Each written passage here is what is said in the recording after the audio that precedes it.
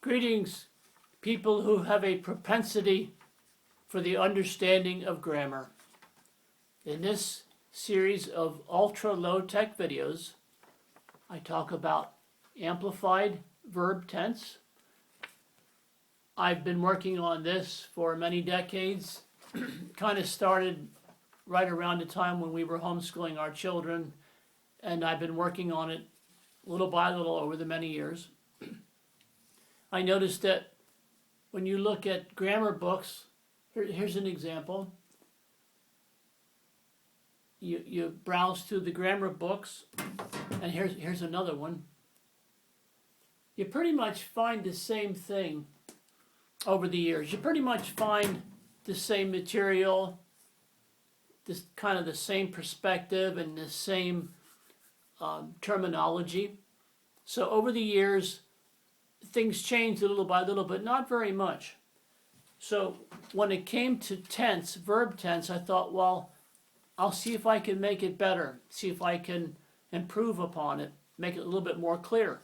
Okay? So what I did was I took the 4 contemporary or traditional tense groups.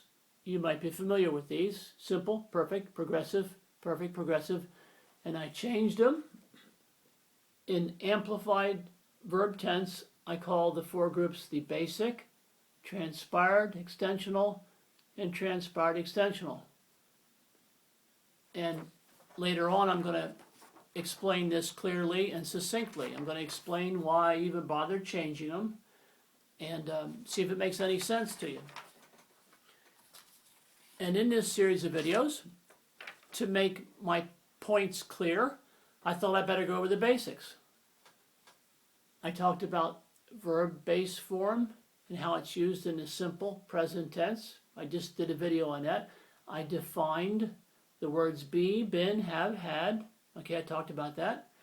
And I skipped tense realization. We're going to put that on hold. And today I'd like to talk about how you form the perfect progressive tense. So that's what we're going to focus on.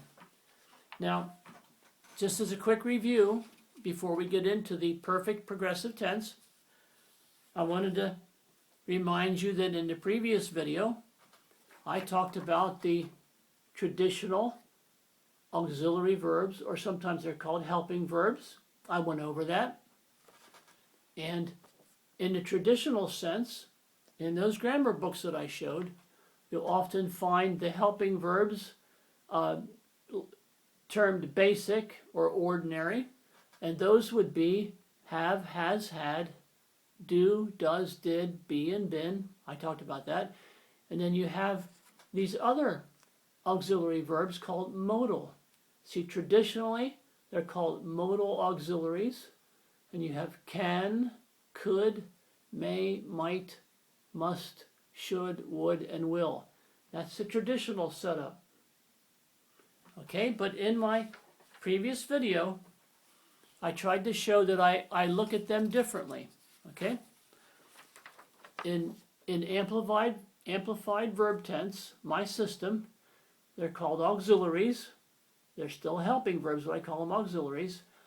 And I kind of broke it down, looked at them in detail and broke it down and asked myself, well, what really are they? What are they doing? So I came up with this. You can watch the previous video and understand this better.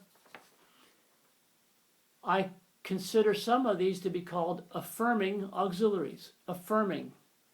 Now, some of them are tense indicating. Some of them will help you determine the tense of the verb or the tense of the sentence itself. Now, affirming auxiliaries, all right, that's what I call them. I have, has, and had. Now, in my previous video, I didn't use has because it was kind of redundant. I just stuck with have and had, but these are your affirming auxiliaries in my system, okay? Have, has, had, and also there are 3 other affirming auxiliaries: do, does, and did. But do, does, and did are non-tense indicating, okay? They don't give you any sense of tense or time, when did this happen? Now, I call them affirming, as mentioned before, because they assert as valid or confirmed, or they state positively.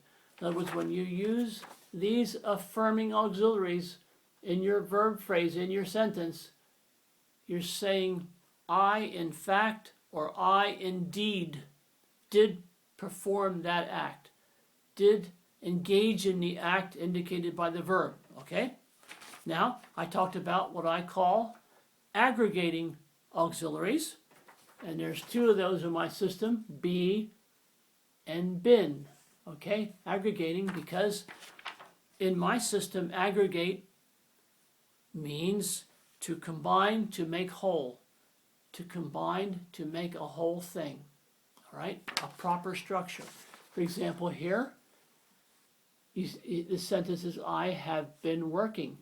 Well, the aggregate, to make it whole and complete and sensible, you can't say, I have working.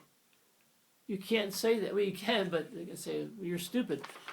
I have been working. You're being succinct and clear. You're combining your affirming auxiliaries with your aggregating auxiliaries, and you're making sense. You're speaking clearly. Now, back in the traditional setup, I told you they have modal auxiliaries. That's what they call it, modal.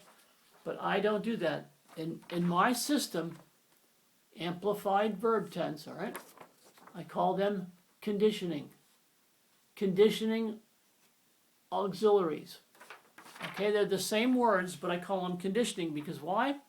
When you use these conditioning auxiliaries with the other auxiliary verbs, what you're doing is the conditioning auxiliary imposes a condition on the performance of the verb. That's all it does. It imposes a condition on the performance of the verb.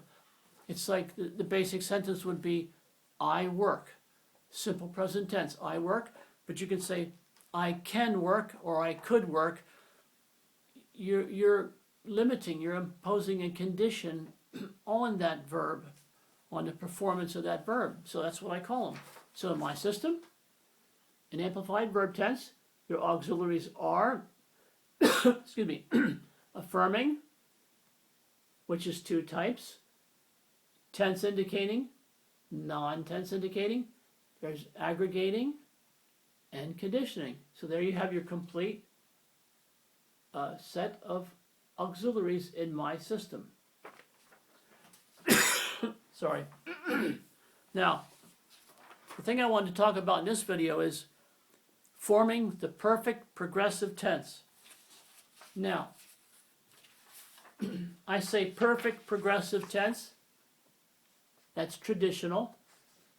But in my system, it would be called the transpired extensional, and we'll get into that a little bit later. Okay, we'll get into that. But for now, let's use the traditional term that you're used to.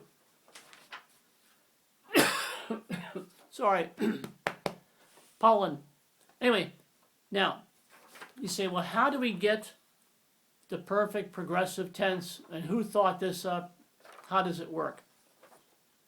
Well, you have your perfect tense, right? And you have your progressive, and you combine them. All you do is combine them. Here's how you do it. Here's your perfect tense. I have worked. Here's your progressive. I am working. All right? Here, you're featuring your affirming auxiliary. Remember, I told you that's what I call it, have. Here, your present participle is featured. So what you do is, these morph, okay, you combine them, and you end up with I have been working. So here you have your aggregating auxiliary, okay, is inserted, and that's how you get the perfect progressive tense. I have been working. Now that's small. I have this printed out small or written out small, but you combine this with this and you get this. It's a beautiful thing, actually, whoever thought this up. So the perfect progressive tense let's say we have our finished sentence, all right? I have been working.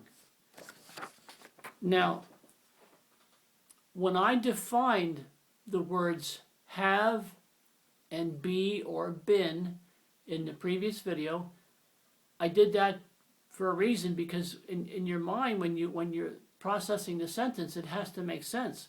So if you take the definition that I gave in the previous video, all right, you would say, I have been working. But in the mind, once the word been is defined, okay, which I did, you're actually saying, I have engaged in the act of working. You see that? I have engaged in the act of working. That's what you mean when you say, I have been working. So you see, in my system, the words have and been are clearly defined. They make sense. They're not just some stupid entry in a dictionary. Okay? And then for your perfect progressive past tense, you would say, I had been working. And then for your perfect progressive future, I will have been working. But we'll get into that later. So that's how you do it. Now, if that's too small on my little phone here, I blew it up, made it bigger. So what you have is your perfect tense. Now these are both present tense, right? You have your progressive, I have worked, I am working, and then you end up with this. See, I made it bigger. I have been working. You have your perfect progressive, that's your tense group. And then present means that's your action time indicator. That makes it more specific, more detailed. Then you have, I have been working. That's how you get it. Now in my system, as we're going to find out later, I call it the Transpired Extensional Current tense. I know that sounds goofy, but I think it's pretty nice. We'll talk about that later. And I think that's it. Hard to believe. Under 30 minutes. So thanks for being patient. I know it's a boring topic, but like I said, in these books over the many years, very few innovations are made. Very few really truly new ideas or unique perspectives are added to the mix. Hardly ever. So that's what I'm trying to do. Take verb tense, clean it up, make it a little bit neater, a little bit more precise, and that's the best I can do. So I hope to see you soon. Thank you and good night.